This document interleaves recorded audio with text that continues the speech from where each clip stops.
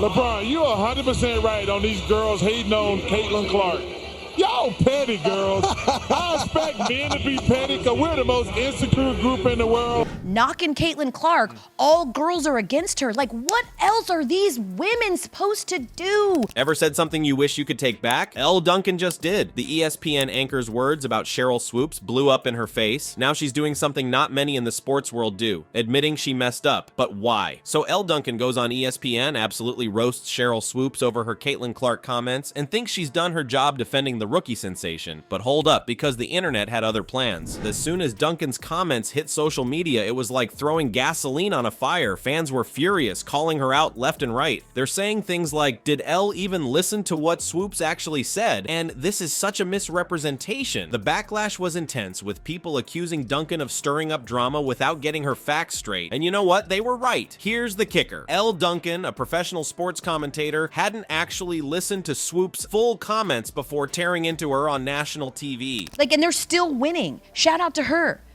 In that same game yesterday with the Storm, while we're reacting to like what Clark wasn't able to do or was able to do, significance and impact, like she is a one of one in her lane, and she has inspired an entire generation of young girls to think. Can you imagine that? It's like critiquing a movie based on the trailer alone. When Duncan finally realized her mistake, it must have been one of those stomach-dropping moments. You know, when you say something and then find out you were completely off base? Yeah, that feeling. She probably wanted to crawl under a rock and hide, but here's where it gets interesting. Instead of doubling down or trying to sweep it under the rug, Duncan decided to do something pretty brave. She actually went back and listened to Swoopes' entire podcast episode, and guess what? It turns out Swoopes wasn't just hating on Clark at all. In fact, Swoopes was making some pretty nuanced points about the Indiana Fever as a whole. She was talking about whether the team could make the playoffs even without Clark, and discussing the overall talent on the roster. It wasn't a slam on Clark at all. It was a broader conversation about team dynamics and expectations. Imagine being Duncan in that moment, listening to Swoopes' actual words and realizing how badly she'd messed up. It's like when you're arguing with someone and suddenly realize you're the one who's wrong. That pit in your stomach just keeps getting deeper. So now Duncan's in a tough spot. She's gone on national TV, blasted a basketball legend, and riled up fans, all based on a misunderstanding. What's she gonna do next? Well, let me tell you, Duncan's next move is something you don't see every day in the world of sports media. It's the kind of thing that might just change how we think about sports commentary and accountability. But before we get to that, let's break down why this whole situation matters so much. First off, it shows how easy it is for things to get twisted in the age of social media and hot takes. One misunderstood comment can spiral into a full-blown controversy before anyone even checks the facts. It's like a game of telephone, but with millions of people playing and real reputations on the line. Second, it highlights the pressure on sports commentators to always have an opinion, even when they might not have all the information. Duncan felt the need to weigh in on this hot topic, and it backfired big time. It's a reminder that sometimes it's okay to take a step back and say, let me look into this more before I comment. Alright, so Elle Duncan's in hot water after blasting Sheryl Swoopes without getting the full story. What's she gonna do? Well, Duncan did something pretty rare in the world of sports media. She owned up to her mistake. Big time. Duncan went public with an apology that was straight up and honest. No PR spin. No fancy words to dance around it. She straight up said, I should have listened to the show. That's it. Simple, direct, and exactly what people needed to hear. But Duncan didn't stop there. She took it a step further and really showed what accountability in media should look like. She admitted that she jumped the gun, made an uninformed opinion, and worst of all, added more fuel to an already heated situation. Duncan basically said, hey, I messed up and I sent more hate Swoopes' way when I shouldn't have. Now you might be thinking, big deal, she said sorry, so what? But in the world of hot takes and never backing down, this was huge. Duncan could have easily doubled down, made excuses, or just ignored the whole thing. Instead, she faced it head on. And get this, Duncan didn't just apologize on air. She went the extra mile and texted Swoopes personally to say sorry. That's not something you see every day in sports media. It's like if you trash talked someone at school, then went to their house to apologize face to face. Takes guts, right? So how did people react? At first, it was a mix. Some fans were still mad, saying it was too little, too late. Others were impressed by Duncan's honesty. But as the dust settled, something interesting happened. People started talking about how refreshing it was to see someone in sports media actually admit they were wrong. Fellow commentators chimed in too. Some praised Duncan for setting a good example. Others used it as a chance to talk about the pressure to have instant hot takes in today's media world. It got people thinking about how quick we all are to judge without getting the full story. In the women's basketball community, it was like a breath of fresh air. Here was someone actually listening to what players and coaches were saying, not just reacting to snippets. It opened up a whole new conversation about how we talk about women's sports and the respect players deserve. But you know what's crazy? This whole thing isn't just about Duncan and Swoopes. It's not even just about Caitlin-Clark or the Indiana Fever. This situation blew the lid off something much bigger in the world of sports media. Think about it. How many times have you seen a commentator or analyst say something wild, get called out, and then just nothing? They move on like it never happened. Duncan's apology showed that there's another way to do things. It's like she opened a door and now everyone's wondering if other people will walk through it. All right, let's zoom out and look at the bigger picture here. This whole Elle Duncan and Sheryl Swoopes drama isn't just about two people arguing over Caitlin-Clark. It's shining a spotlight on something way bigger in sports media. Think about it. How many times have you seen sports commentators just blurt out hot takes without really knowing what they're talking about? It happens all the time, right? But this situation with Duncan is like a wake-up call for the whole industry. Here's the thing, sports commentary isn't just about having loud opinions, it's about responsibility. When someone like Duncan goes on air and blasts a legend like Swoopes, people listen. Fans get riled up. It can impact careers and reputations. That's some serious power, and with great power comes, well, you know the rest. But let's talk about context for a second. In this whole mess, context was king. Swoopes' comments about Caitlin-Clark and the Indiana Fever made sense when you heard the whole thing, but when people just grabbed snippets and ran with them, it turned into this huge controversy. And it's like if someone recorded you saying, "I hate pizza," but cut off the part where you said,